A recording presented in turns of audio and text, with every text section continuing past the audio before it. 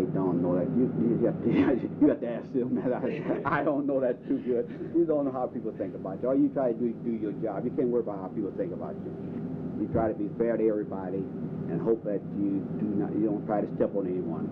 I try not to step on anyone going up. If I do happen to get up to the move up the ladder one day, I don't want to step on anyone. But to be respected by other people, that is a state of mind to me. It all depends how they feel about you. So as far as the future goes, how do you well, we got sales forces. We have meetings all the time. We out looking at customers, talking to new customers. And the only way we can grow by getting more business.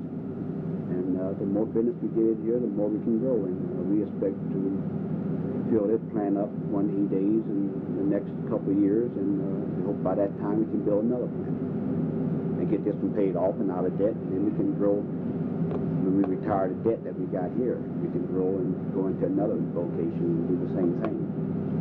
As far as the site,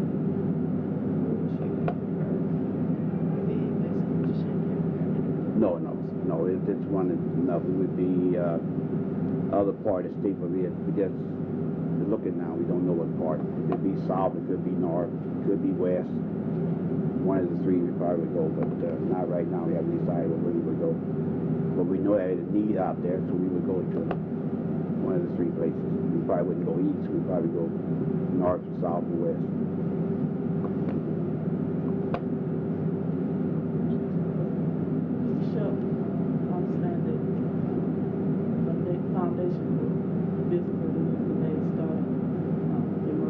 Right, sure did. In the backyard, right. Is that the house that you lived in all your life? Yes, it's the house I live in, not all my life. I lived there my first about 12 years in that house. And then we moved from that house to one about 2 blocks down the street, and I stayed there till about 21 or 22 till I got married. And then but I have always stayed in Urbana all my life.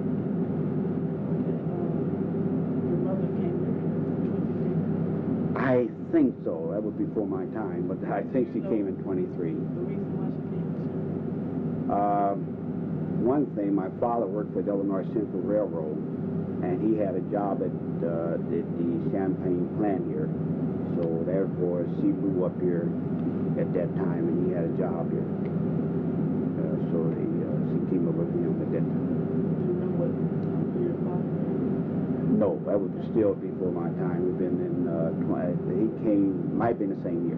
Might came together. I think they both came together. So I was wondering, some of the people that we talked to last time, they talked about how it was in the South, that during the time of influx of blacks came to Champaign-Urbana, North Carolina.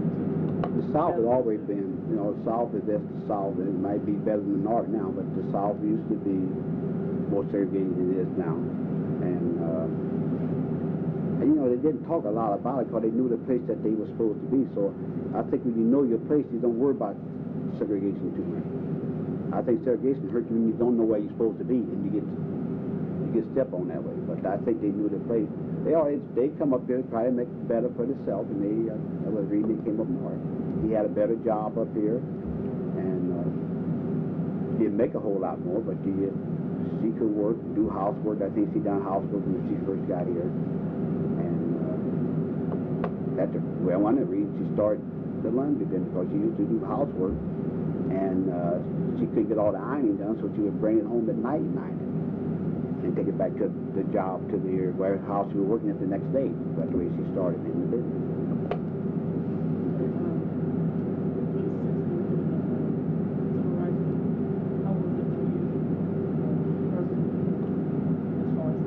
It didn't really affect us too much, the civil rights movement in the 60s, because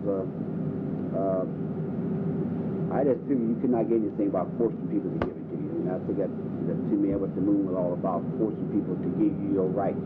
And I think people only give you what they have to, but then they would take it back as soon as they can, if you force somebody to do something.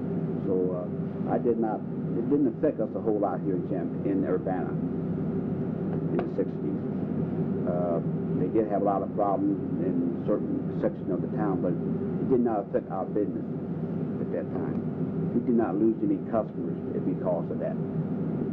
Because in our business, all our customers that we ever had have been white. We never had a black customer in it at all. So if the civil rights was unaffected, it was affected at that time, but we didn't see anyone leaving us because we were a black company.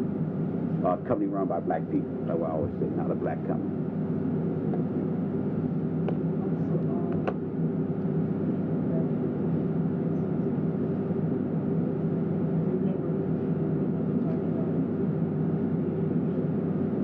No, my mother was the type of person didn't go to theaters. She was a religious type person. She would go to theaters and movies, and she didn't believe in those. She was a Pentecostal person, so most she went to was church. That's where she'd go to. Yeah, I knew she talked a lot about that, so I had to go too. So our background did not go to movies or plays or dances or that type. So we wasn't brought up in that atmosphere. So no, she didn't talk anything about the nightclubs or anything of that type.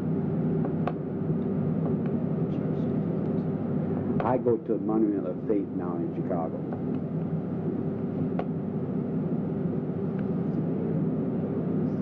Pentecostal, right? My father was the whole family. The church was the whole, almost the, I don't want to say, that's the place everybody gathered. I mean, that was your social place. That way you go to meet the people you haven't seen all week, and also for your spiritual food too. But that was the whole thing. That way you're going to relax and have a kind of nice time at the church. The church at that time was AOA Church, I believe that's the name of it. I can't think what they stand for, but they're on 6th and Vine.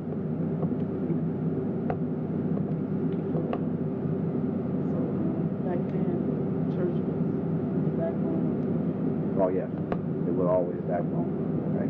How about now? I think it not as powerful as it used to be. Because church people are respected a lot different than they are now. And they have more power. If you respect people, they have more power. But if you don't respect people, then no, they just don't have the power. And church people today, to me, are not respected at all. It might be their fault more than it is anyone else, but they're not respected like they used to.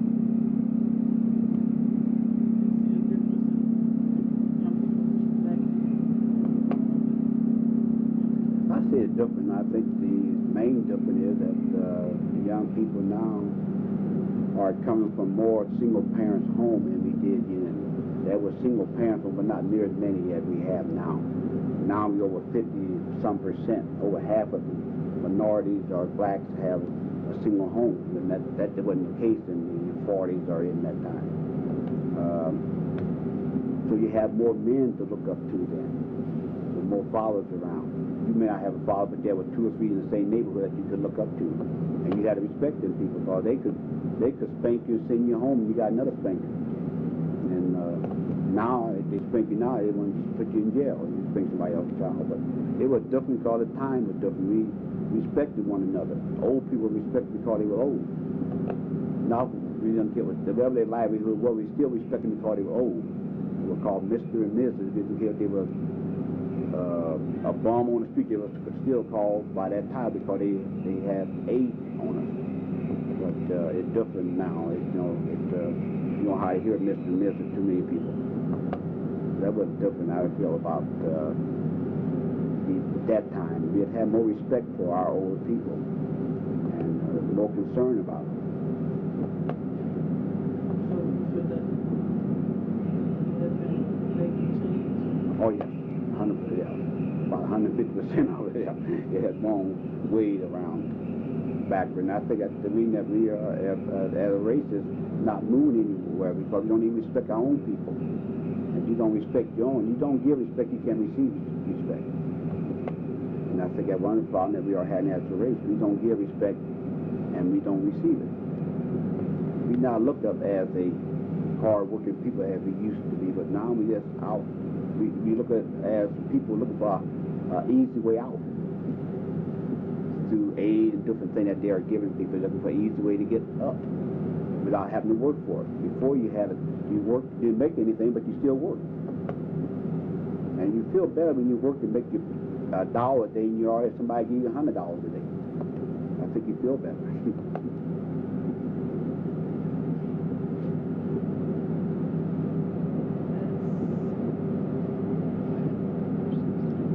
Okay, well, I hope that helped you some. Thank I don't know how you. good that's going to do.